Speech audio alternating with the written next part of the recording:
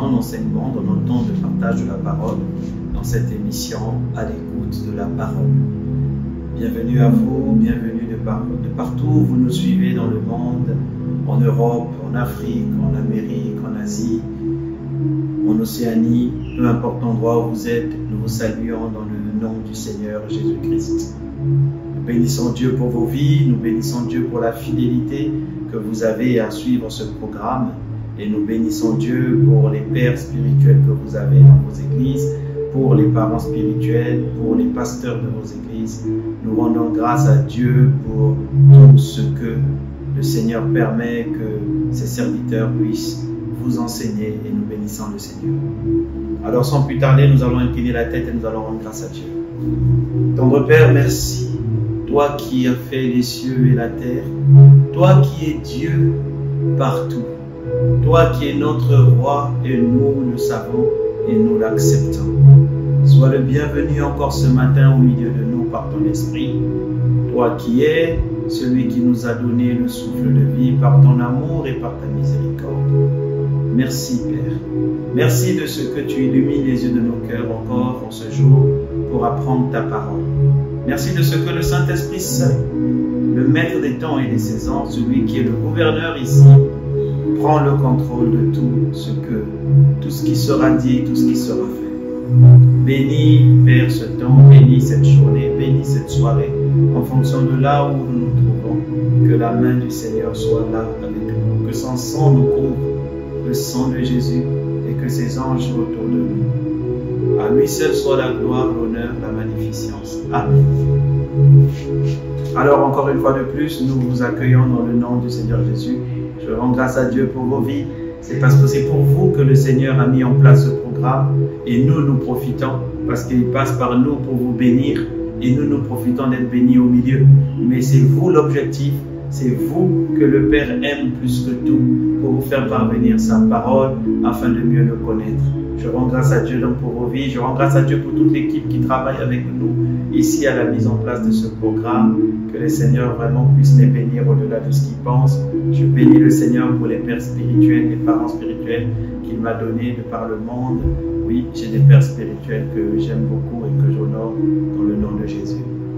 Alors, nous sommes en train de parler toujours du sermon sur la montagne, quand Jésus a parlé et qu'il a donné une clé principale pour toute la marche chrétienne. Il a dit: recherchez premièrement le royaume et la justice de Dieu.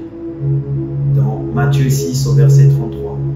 Il a dit premièrement, il a dit toutes ces choses, tout le reste que vous voyez sur cette terre vous sera donné. Tout ce qui remplit vos inquiétudes, remplit vos besoins, tout ce qui est là et dont vous voulez avoir vous sera donné. Non seulement vous sera donné, mais vous sera donné par-dessus. Donc au-delà de ce que vous pensez, au-delà de ce que vous imaginez, si seulement vous arrivez à trouver le royaume, à le comprendre et à comprendre la justice de Dieu, comment elle fonctionne. Vous ne serez plus baladé à gauche à droite, vous serez stable et vous allez grandir et vous serez un véritable témoin de Jésus-Christ. Et nous avons parlé de ce que c'est que le royaume et la justice de Dieu en introduction depuis quelques semaines. Et nous avons parlé du royaume en lui-même. Qu'est-ce que c'était le royaume et qu'est-ce que cela entraînait? Ça veut dire comment il commençait, comment on rentre dans le royaume. Jésus a dit personne ne peut rentrer dans le royaume s'il est né de nouveau. Donc le premier pas à faire est de naître de nouveau. Et nous avons vu ensemble qu'il y a une seule chose qui compte, une chose qui est importante, c'est qu'on soit né de nouveau. Et on n'a rien compris souvent dans cette nouvelle naissance. Beaucoup sont nés de nouveau sans savoir qu'ils sont nés dans un pays. Ils sont nés sur un territoire. Ils sont nés dans un territoire qui est spirituel, qui est invisible, qui s'appelle le royaume de Dieu. Ils sont nés dans une institution qui s'appelle le royaume de Dieu. Et comme les choses naturelles nous enseignent des choses spirituelles, alors nous comprenons que lorsqu'on est, avant même qu'on nous apprenne la Constitution, on est d'abord dans un pays. Et la première chose qui nous fait venir au monde, c'est la naissance. Et nous avons parlé de la nouvelle naissance et comment c'était important, comment les choses anciennes sont passées et toutes choses sont devenues nouvelles en un instant. Alors il faut que notre mentalité s'habitue à ces choses sont devenues nouvelles, à cette façon de fonctionner, à cette façon d'agir et d'exercer. Alors nous avons parlé aussi que dans cette nouvelle naissance, on est né quelque part qui nous positionne à un endroit, qui nous met à un endroit. Nous allons parler du positionnement. Comment la nouvelle naissance nous positionne, nous met quelque part. Oui, mon frère, ma soeur, vous avez une position que vous devez connaître, que vous devez revendiquer, que vous devez déclarer. Vous avez une position. Et cette position est importante. Vous devez la revendiquer. Et nous avons dit oui, que l'on est de nouveau aussi. Dans le royaume, il y a une chose qui est très importante dans un pays. C'est ce qu'on appelle le sentiment ou encore la conscience d'appartenance. Oui, nous appartenons à un pays, nous appartenons à une nation, nous appartenons à un mode de vie, nous appartenons, nous ne sommes pas. Vous savez, ce sentiment d'appartenance, c'est celui qui nous donne la foi après d'agir, l'audace d'agir. Mais beaucoup n'ont pas ce sentiment d'appartenance. Beaucoup entre vous et moi, beaucoup de personnes au milieu, beaucoup de personnes dans le monde sont plus conscients de leur nationalité. Leur nationalité, je suis congolais, je suis français, je suis canadien, je suis de la RDC, je suis rwandais, je suis marocain, je suis peu importe. Ils sont plus dans le conscient du je suis que plutôt je suis du royaume de Dieu. Je suis du royaume. Ce qui veut dire que ils naissent de nouveau sans véritablement appartenir. Leur conscience est plus remplie par les choses de ce monde, par des choses qui régissent ce monde.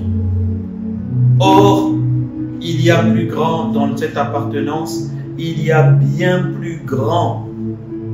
Il y a un endroit qui compte, là où nous sommes nés de nouveau, là où nous avons une nouvelle naissance, une nouvelle identité, dans un pays qui est un royaume.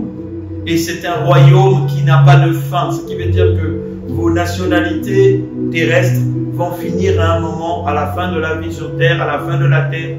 Il n'y aura plus de nationalité, il n'y aura plus de je suis africain, européen, américain, asiatique ou encore du Moyen-Orient. Bref, tout ça n'existera plus. Mais le royaume de Dieu, c'est celui-là où votre identité demeurera éternellement. Regardez ce que la Bible dit dans le livre de Daniel 2 au verset 44. La Bible dit, dans le temps de ces rois, le Dieu des cieux suscitera un royaume qui ne sera jamais détruit et qui ne passera point sous la domination d'un autre peuple. Il brisera et anéantira tous ces royaumes-là et lui-même subsistera éternellement. Il parle, Daniel voit l'avenir, et vous savez, s'il y a un livre qui est très prophétique dans la Bible aussi, c'est celui de Daniel, qui nous parle des temps présents et qui déjà voyait le royaume de Christ, le royaume de Jésus, le royaume où Jésus est roi, être celui qui dominera. Qu'on ne vous mente pas, qu'on ne vous raconte pas des salades ou des âneries, non. Le royaume de Jésus, c'est celui qui domine maintenant et qui dominera éternellement. Tous les peuples, toutes les dominations vont passer. Le royaume de Jésus, c'est celui qui demeurera. Donc, votre identité dans le royaume des cieux est plus importante que votre identité ici sur terre, dans les pays. Beaucoup se battent pour avoir la nationalité de X, de Y pays. Vous savez, j'en ai fait l'expérience. Dieu m'a bien fait grâce pour que sur cette terre des vivants, j'ai une double nationalité. Mais dans le deuxième pays où j'ai la deuxième nationalité, au moment où je l'ai demandé, ma seule prière était, Seigneur, ton royaume est au-dessus de tout et tu domines sur toutes les nations. Alors aucune frontière ne peut m'être refusée. Aucune frontière, sans passer par des micmacs, des chemins compliqués. Et voilà que ce pays avait décidé de me donner une deuxième nationalité. Pourquoi? Parce que j'ai mis celle du royaume qui était au-dessus de celle-là. Et celle du royaume ouvre les autres portes. Celle du royaume est au-dessus. Celle du royaume vous donne l'accès partout. Partout, et je dis bien partout. Parce que c'est l'identité qui dominera sur toutes les nations. Toutes les nations. C'est là où cette chantre de l'Église disait, C'est toi qui vas revoir mon statut, Seigneur. C'est toi qui vas revoir mon identité. En rentrant dans le royaume, il revoit votre statut, il revoit votre identité. Alors nous avons parlé de ce sentiment d'appartenance, que comment Dieu tenait à ce que nous soyons conscients que nous appartenons, que nous sommes son peuple et que nous appartenons à ce territoire. Le Seigneur tient à ce que vous soyez conscients. Il vous a dit plusieurs fois, vous êtes mon peuple, vous êtes mes brebis, vous êtes mon peuple, je serai leur Dieu, il sera mon peuple, vous êtes mon corps. Vous êtes les démembrements de Christ, vous êtes l'extension, vous appartenez. Donc, il faut le dire, il faut le revendiquer. Autant que vous dites, je suis de telle nationalité, je suis de telle nationalité. Quand votre équipe nationale joue, vous êtes là avec le maillot motivé, passionné. Comme disait mon beau-frère, passionné à fond. Oui, mais vous êtes passionné, vous devez être passionné aussi de votre identité dans le royaume. Passionné de qui vous êtes. Vous savez, Jésus a dit, dans le livre de Jean 18, au verset 33, Jésus a dit une chose. Il dit Jean 18, au verset 30... voilà. Verset 37. Pilate lui dit, tu es donc roi? Jésus répondit, tu le dis, je suis roi. Je suis né et je suis venu dans le monde pour rendre témoignage à la vérité. Et dans le verset 36, surtout, il dit, mon royaume n'est pas de ce monde. Répondit Jésus, si mon royaume était de ce monde, mes serviteurs auraient combattu pour moi, afin que je ne sois pas livré aux Juifs. Mais maintenant, mon royaume n'est point d'ici-bas. Il est pleinement conscient. Pourtant, nous savons que Jésus est venu au monde à Bethléem. Il est venu sur cette terre, il est né à Bethléem. Mais dans sa tête, la conscience du royaume était plus grande que Bethléem, là où il était né en Israël. Non, il était beaucoup plus conscient de l'appartenance à son royaume. Et c'est ce que Dieu veut que nous soyons plus conscients que nous lui appartenons. Cela va booster, cela va donner de l'audace à votre vie de prière, de l'audace à votre vie en marchant sur cette terre. Vous saurez que je ne suis pas d'ici, que 1000 tombent à mon côté, 10 000 à ma droite, je ne serai pas atteint. Pourquoi? Parce que je ne suis pas de ce monde. Je ne suis pas d'ici. Je dépends et je réponds à une autre constitution, à un autre pays, à un autre système qu'on appelle le royaume de Dieu. Alors, lorsque nous avons parlé de cette conscience d'appartenance, nous avons dit qu'il y avait deux aspects. Il y avait vraiment l'aspect qui consistait à dire que Dieu veut que nous lui appartenons. Mais il y a aussi un deuxième aspect qui consiste à dire que quand nous appartenons à quelqu'un, c'est là où Jésus a dit à certaines personnes, à certains disciples, il dit, vous me dites Seigneur, Seigneur, mais vous ne faites pas ce que je vous dis.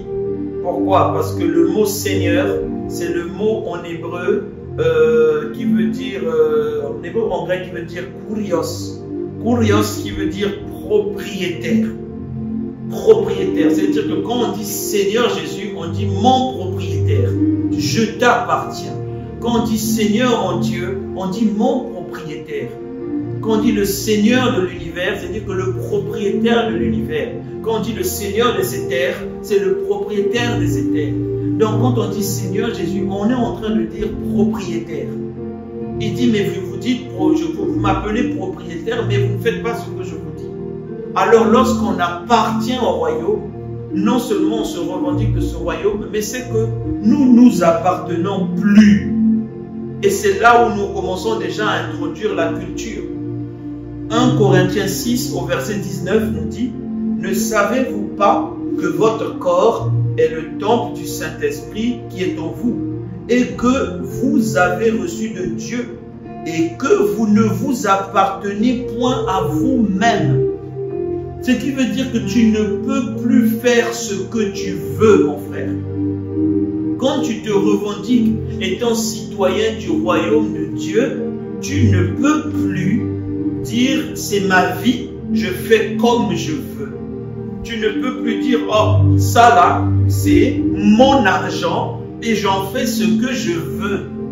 Tu ne deviens qu'un simple intendant. C'est même l'un des premiers principes de la gestion financière. Vous savez, beaucoup de gens galèrent dans ce monde parce qu'ils n'ont pas compris que l'un des premiers principes de la gestion financière, c'est que Jésus est Seigneur de notre vie, il est Seigneur de tout ce qui est entre guillemets à nous. Tout ce qui est à nous lui appartient, y compris nos finances, y compris notre argent, y compris nos moyens que nous avons sur terre. Tout est à lui. Il est le kurios, le propriétaire. Donc lorsqu'on veut engager quelque chose, nos corps, nos vies, notre argent, nos moyens, nous devons demander l'autorisation à son propriétaire. Nous ne sommes pas propriétaires. Voilà pourquoi l'apôtre Paul, dans le livre des Actes, il dit « Je prie le Seigneur afin qu'il me permette d'aller vers vous. » Parce qu'il ne peut pas aller là-bas, il ne peut pas faire un voyage si Dieu ne le lui permet pas. Parce qu'on ne s'appartient plus. Quand vous vivez sous cette attitude-là, je vous promets que Dieu va vous faire monter. Il sait qu'il peut compter sur vous et que vous devenez comme David qui dit « Mon esprit te cherche, mon âme a soif de toi ». Selon qu'il est dit dans la Bible, j'ai trouvé David, l'homme selon mon cœur, il fera toute ma volonté. En anglais, c'est « J'ai trouvé David, l'homme qui poursuit mon cœur ». The man is follow my own earth. C'est l'homme qui est en train de suivre mon propre cœur. C'est-à-dire que David disait, je veux ta volonté, je veux faire ta volonté, je veux suivre ta volonté. Je veux. C'est ça lorsqu'on ne s'appartient plus. On ne s'appartient plus, on ne peut plus faire ce que l'on veut. On ne peut plus, on ne peut plus. Tu ne peux pas te lever et puis dire, bon, aujourd'hui je choisis de faire ça, je choisis de faire ceci, je choisis de faire cela. Tu ne peux pas te lever et puis te dire, bon, maintenant là, je vais aller en vacances à tel endroit. Non, non, non, non. Toute ta vie devient une offrande vivante. Voilà pourquoi le livre de Romains 12 nous dit, offrez vos corps comme des sacrifices vivants. Un sacrifice est déjà mort. À la base, un sacrifice qui est mort. On vous dit, comportez-vous vivant comme si vous étiez mort. Mort à qui? Mort à vous-même, mort à votre volonté. C'est ça l'appartenance. Quand j'appartiens à Jésus, je fais ce que Jésus veut que je fasse. Ma vie ne m'appartient plus. Voilà pourquoi Paul dit dans le Galates 2, verset 19, car c'est par la loi que je suis mort à la loi, afin de vivre en Dieu. J'ai été crucifié avec Christ. Et si je vis, ce n'est plus moi qui vis, c'est Christ qui vit en moi. Et si je vis maintenant dans la chair, je vis dans la foi du Fils de Dieu qui m'a aimé et qui s'est livré lui-même pour moi. Vous voyez, il donne les deux caractères. Il dit, en esprit, j'ai été crucifié avec Christ. En esprit. Et si je vis en esprit, ce n'est plus moi qui vis, c'est Christ qui vit en moi. C'est-à-dire que l'esprit de Christ domine en moi. Il dit maintenant, et même si je vis maintenant dans la chair, donc je suis encore vivant, je suis dans ma chair, je vis dans la foi du Fils de Dieu, la foi au Fils de Dieu. C'est-à-dire, je vis pour lui, je vis en croyant en lui, je vis pour que cette vie terrestre soit pour lui, car je ne m'appartiens plus, je ne m'appartiens plus du tout.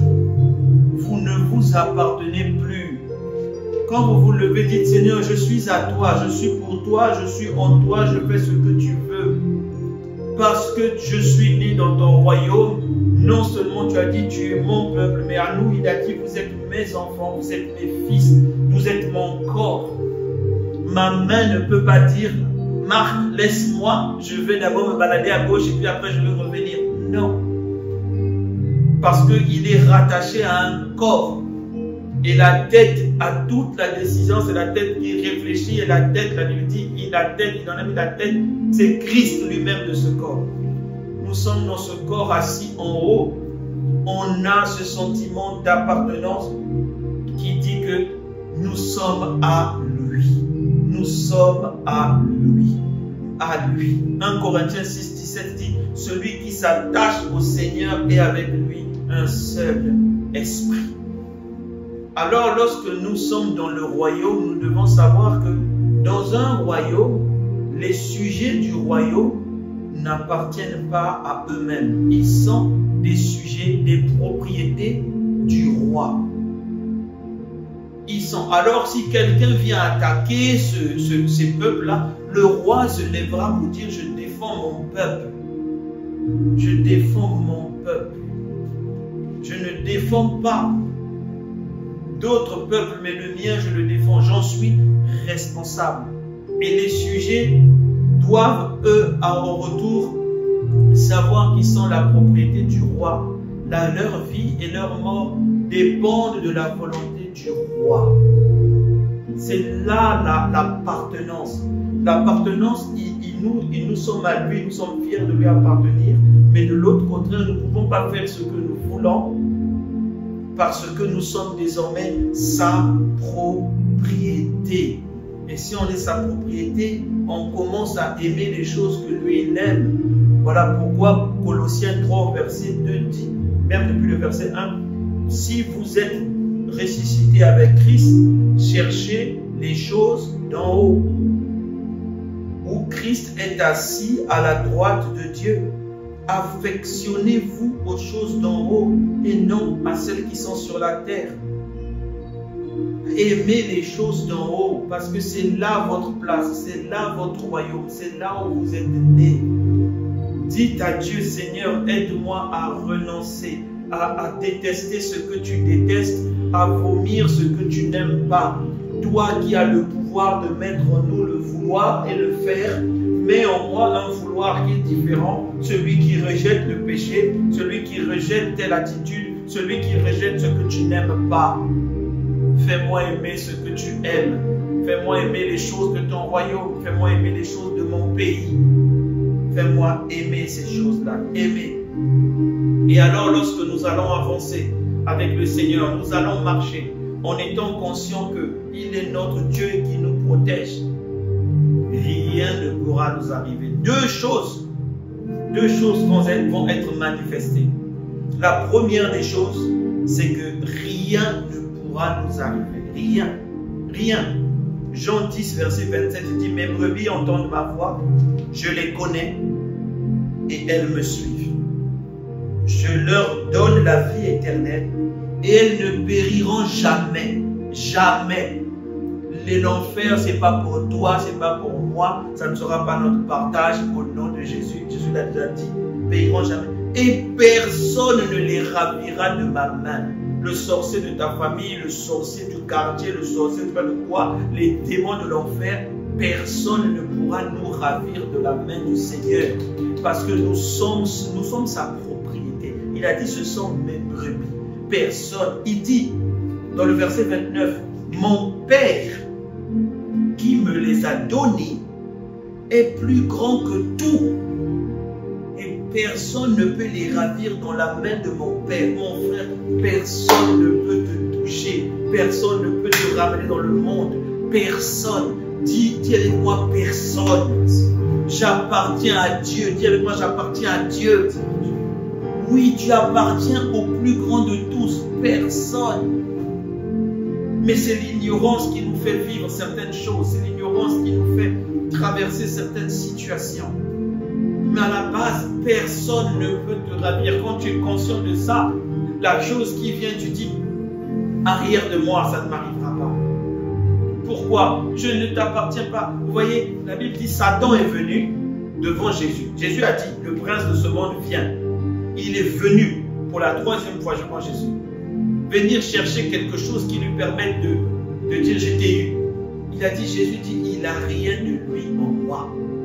Il n'y a rien de lui. Pourquoi? Tout ce qui est en moi est de Dieu. Donc quand Satan vient, il fouille, il regarde les coins de la vie, il dit non, il n'y a rien dans ce monsieur, il n'y a rien. Il n'y a rien. Il n'y a rien. Il n'y a rien. Et il dira de même de toi au nom de Jésus-Christ. Il dira de même de nous au nom de Jésus-Christ. Alors ça, c'est la première chose qui arrive, c'est que Dieu ne permettra pas que quelque chose nous arrive. Il nous garde dans sa main, nous sommes sa propriété. Non seulement nous sommes positionnés en lui, mais sur cette terre, il a dans la main. Personne ne peut venir ouvrir la main de Dieu pour nous récupérer. Une autre des choses qui va venir après ça se trouve dans Malachie 3 plutôt, verset 17-18. Ils seront à moi, dit l'Éternel des armées. Ils m'appartiendront au jour que je prépare. J'aurai compassion d'eux comme un homme a compassion de son fils et qui le sert. Et vous verrez de nouveau la différence entre les justes et le méchant, entre celui qui sert Dieu et celui qui ne le sert pas. C'est-à-dire que souvent on dit, mais ouais, mais où est ton Dieu? Où est ton Dieu? Où est ton Dieu? Dans les familles, on vous pose des questions. Dans les quartiers, on vous pose des questions. À l'école, on dit, ah, ton Dieu, là est où? Mais lorsque tu es conscient de l'appartenance, il a dit, ils seront à moi, dit l'Éternel des armées, ils m'appartiendront.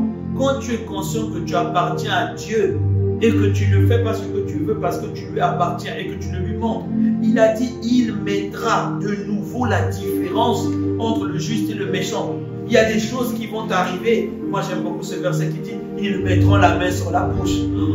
Ils diront, ça, c'est Dieu. Auprès de lui se trouve Dieu.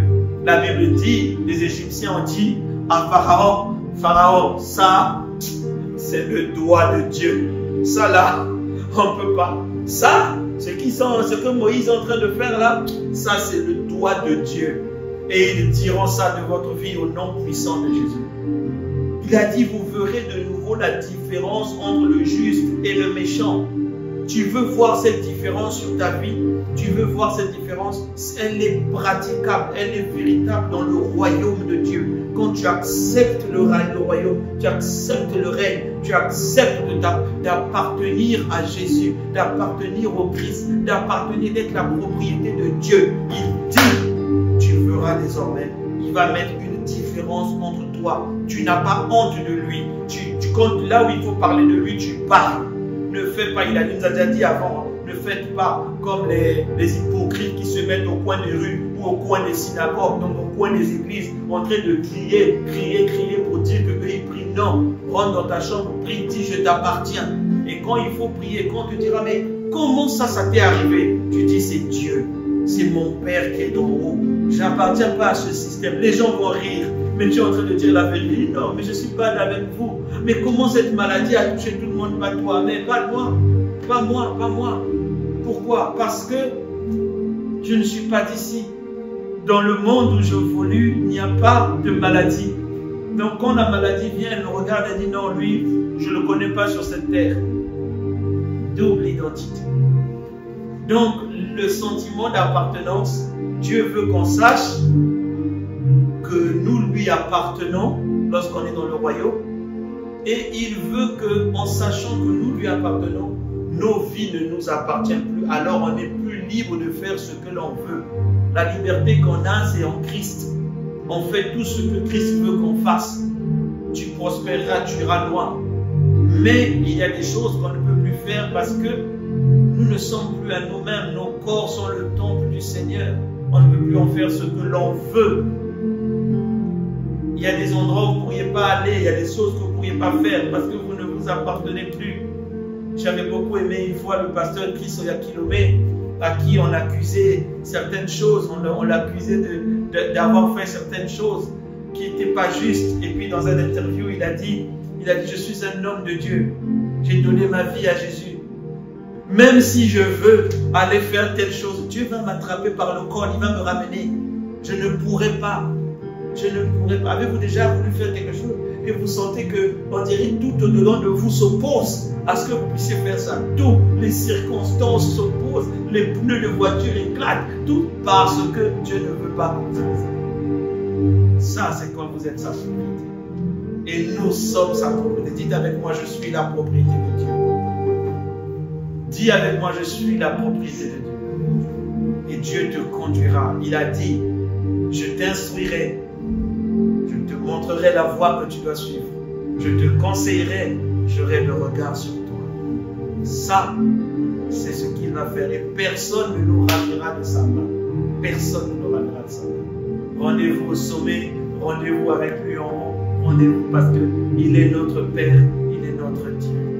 On va incliner la tête et on va rendre grâce à Dieu parce que tu lui appartiens et un changement a commencé déjà à s'opérer dans ta vie. Déclare que tu lui appartiens, déclare que tu es différent, déclare, parle parce que c'est important. Seigneur, ton Père, merci de ce que tu mets une différence entre nous et les autres. Tu mets une différence entre ceux qui t'aiment, ceux qui t'appartiennent et ceux qui ne t'appartiennent pas. Et nous sommes contents de cette différence. Cette différence est pour nous un symbole de témoignage pour aller auprès de ceux qui ne te connaissent pas et dire regardez ce que mon Dieu fait. Regardez ce que mon Dieu a fait. Que eux aussi disent nous voulons de ton Dieu. Nous voulons de ton Dieu. Nous souhaitons avoir ton Dieu comme Dieu. La Bible dit, il arrivera des temps où l'un dira à l'autre, allons à la montagne de Sion, allons vers le Dieu de Sion, car lui, il a réponse à tout. Oh oui Seigneur, fais de nous ces témoins véritables par la différence que tu mets, parce que nous t'appartenons Seigneur, et nous voulons de toi. Les flèches du monde des ténèbres viendront et ils seront anéantis. 1000 tomberont à notre côté et 10 000 à notre droite. Nous ne serons pas atteints de nos mains seulement. Nous ferons la rétribution des méchants. Car il est avec nous, il est en nous, il est sur nous et il nous a dans la paume de sa main. Nous sommes la prunelle de ses yeux. Nous sommes l'extension de ses membres. Nous sommes son corps. Nous sommes des Christ sur la terre, co-héritiers avec notre Seigneur Jésus-Christ. Là est notre appartenance. Nous ne sommes pas de ce monde, comme a dit Jésus. Nous sommes d'en haut. Nous sommes notre monde, notre royaume n'est pas d'ici-bas. Nous sommes d'en haut et nous lui appartenons. Merci Seigneur pour tout ce que tu fais, pour la différence que tu commences à opérer maintenant dans la vie de mon frère et de ma soeur. Nous te rendons toute la gloire pour toi seul Jésus. En ton beau et précieux nom, nous avons prié. Quelqu'un dit un bon Amen. Alors que Dieu vous bénisse. Mon frère, ma soeur, si tu n'es pas encore donné ta vie à Jésus, ne quitte pas ce programme maintenant. Reste connecté. Tu vas faire avec nous la prière du salut. Et cette prière te fera entrer dans le royaume, dans cette appartenance à Jésus-Christ. Ne pars pas et fais avec nous cette prière. Mon frère, ma soeur, partage ce message autant que tu le peux pour que quelqu'un prenne la conscience qu'il appartient. Quelqu'un qui avait perdu la foi, qui se rende compte qu'il appartient à Dieu, qu'il appartient à Jésus. Amen. Et toi-même, médite-le, déclare-le, dis-le, répète-le. Répète-le. On en parlera un peu plus tard. Pourquoi je vous demande à chaque fois de le répéter. Dites-le. Que Dieu vous bénisse. Nous nous voyons à la prochaine session.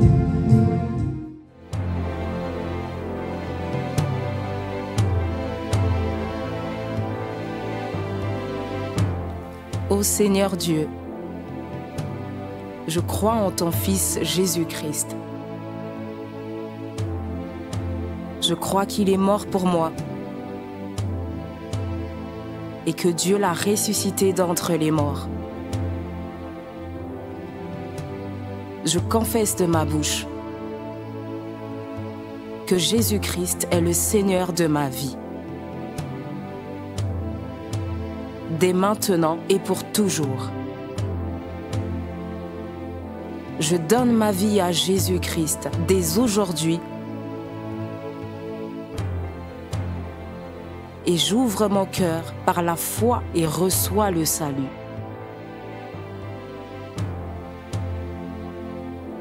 Je reçois maintenant la vie éternelle dans mon esprit.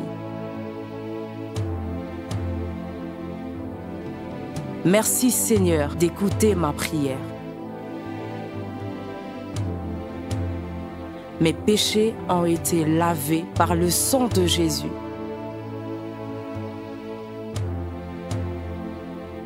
Christ vit maintenant en moi. Et je suis libre. Je suis sauvé. Je suis né de nouveau. Et dès aujourd'hui, je marche en ayant conscience de ma nouvelle vie en Jésus-Christ. Amen.